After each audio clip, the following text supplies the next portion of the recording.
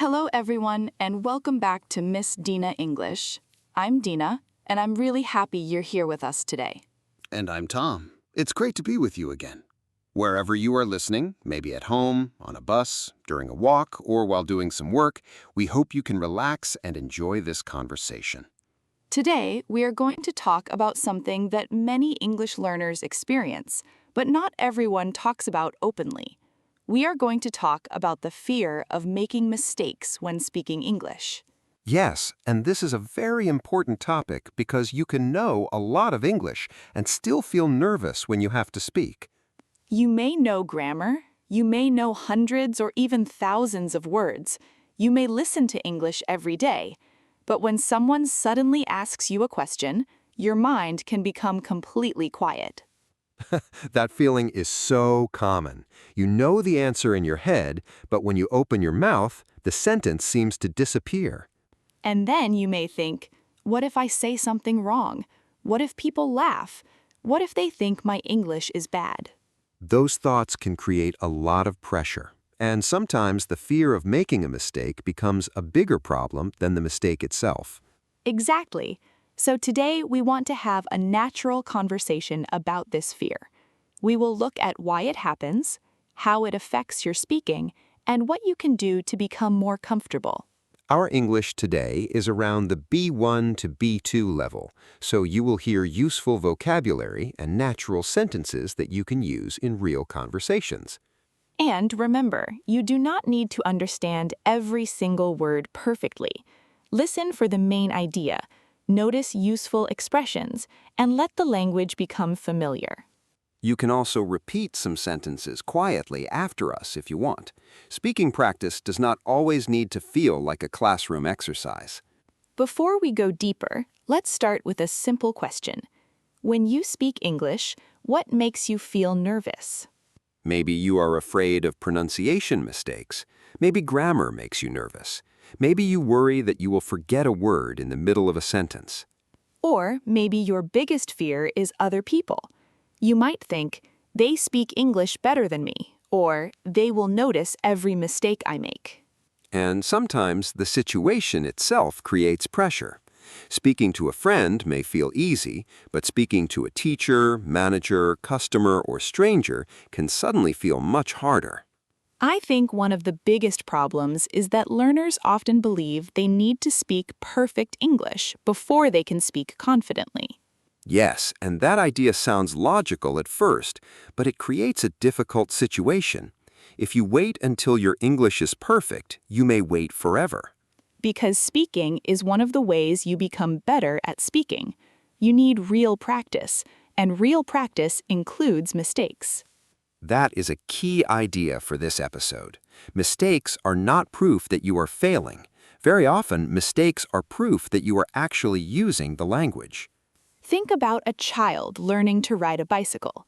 The child does not wait until they know exactly how to balance before getting on the bicycle. They get on, they move, they lose balance, they try again, and slowly they learn. Language learning is similar. You speak, you make a mistake, you notice it, and eventually your brain learns a better way to say it.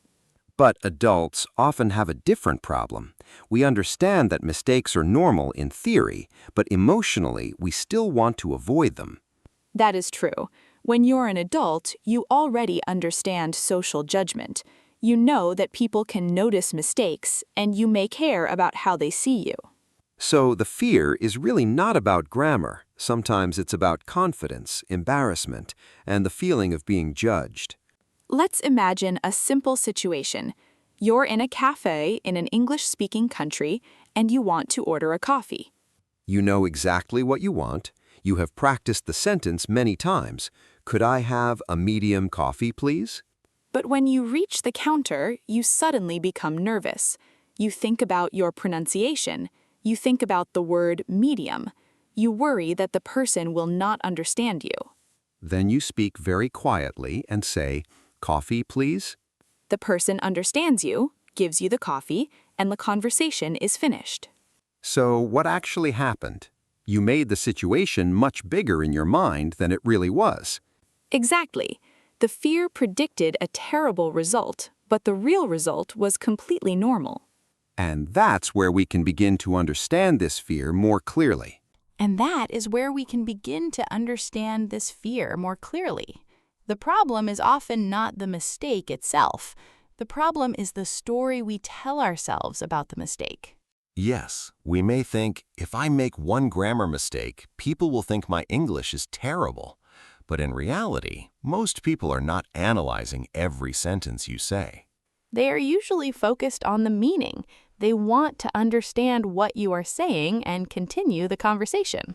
Exactly. Imagine talking to someone who is learning your language.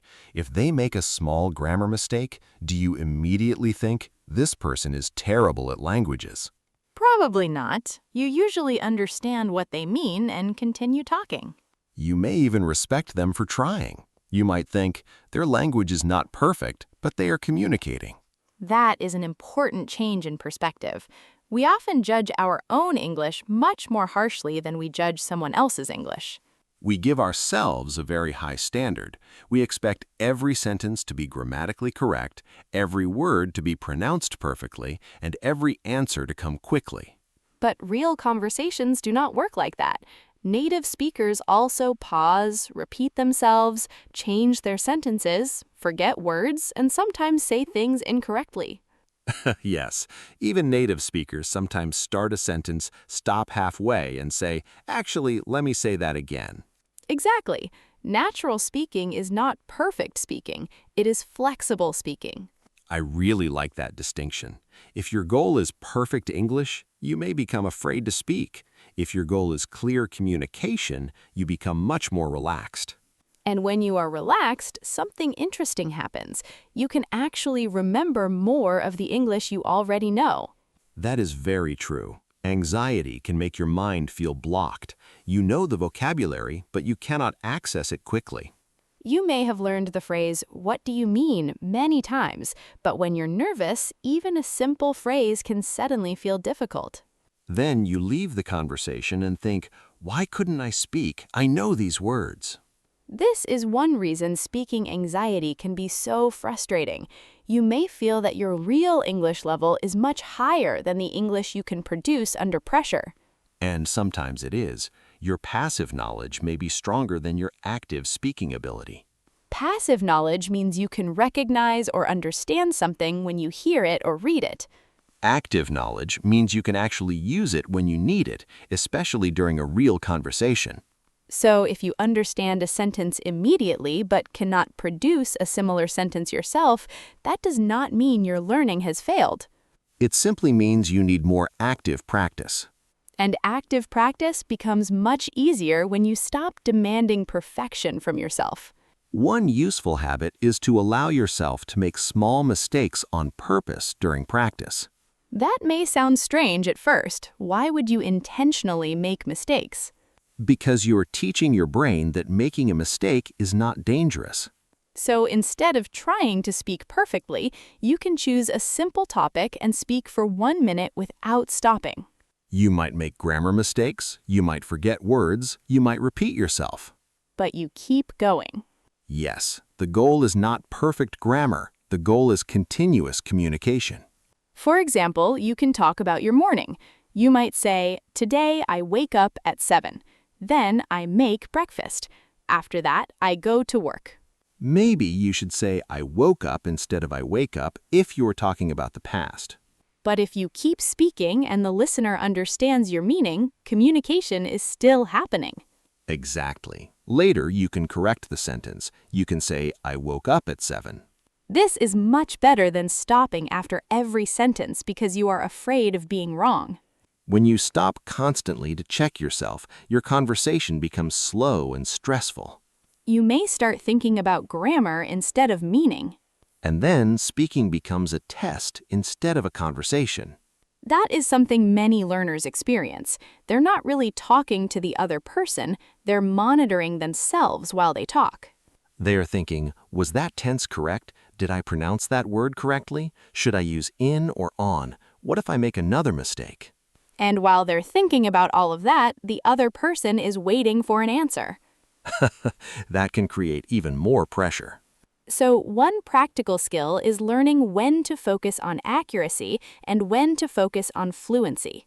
Accuracy means using the language correctly. Fluency means communicating smoothly without too many long pauses. Both are important, but you don't always need to practice them at the same time. For example, during one practice session, you can focus on grammar and correct your sentences carefully. During another session, you can focus only on speaking continuously and expressing your ideas. This gives your brain different kinds of training. Another useful technique is to prepare a few rescue phrases for moments when you forget a word. Rescue phrases. Yes, these are simple expressions that help you continue speaking when you don't know exactly what to say. That is very useful. Can you give us some examples? Of course, you can say, "Let me think for a second." Or, how can I explain this? You can also say, "I don't know the exact word, but it's something like..." For example, if you forget the word umbrella, you can say, it's the thing you use when it's raining. The listener will probably understand you. And sometimes they may even give you the word. Then you can learn it naturally from the conversation. This is another important lesson. You do not need to know every word to communicate successfully. You only need enough language to keep the message moving. That idea can completely change the way you approach conversations. Instead of thinking, "I don't know this word, so I can't speak," you can think, "I don't know this word, but I can explain it another way." That is called paraphrasing. Paraphrasing means expressing the same idea using different words. It is a very powerful communication skill, and native speakers use it too. Sometimes people forget a word even in their first language. They explain it, describe it, or use a simpler expression. So when you paraphrase in English, you are not showing weakness, you are showing flexibility. And flexibility is one of the most useful skills for real communication. Another reason learners fear mistakes is because they compare themselves with fluent speakers. Yes, comparison can be dangerous when you only compare your weaknesses with someone else's strengths. You hear a person speaking quickly and naturally, and you think, "I will never sound like that." But you don't know how many years that person has spent using English. You also don't know how many mistakes they made while learning. You are comparing your current stage with someone else's finished result. A healthier comparison is to compare yourself with your past self. Ask yourself, can I say more today than I could 6 months ago? Can I understand conversations more easily? Can I explain my ideas with less hesitation? These questions give you useful information about your progress. And progress is not always obvious from day to day. Sometimes you feel like your English has not improved at all, but then you have a conversation and realize you understood something that used to be difficult. That is a small victory, but small victories matter. You can even keep a simple speaking record. Once a week, record yourself speaking for 2 minutes about your life.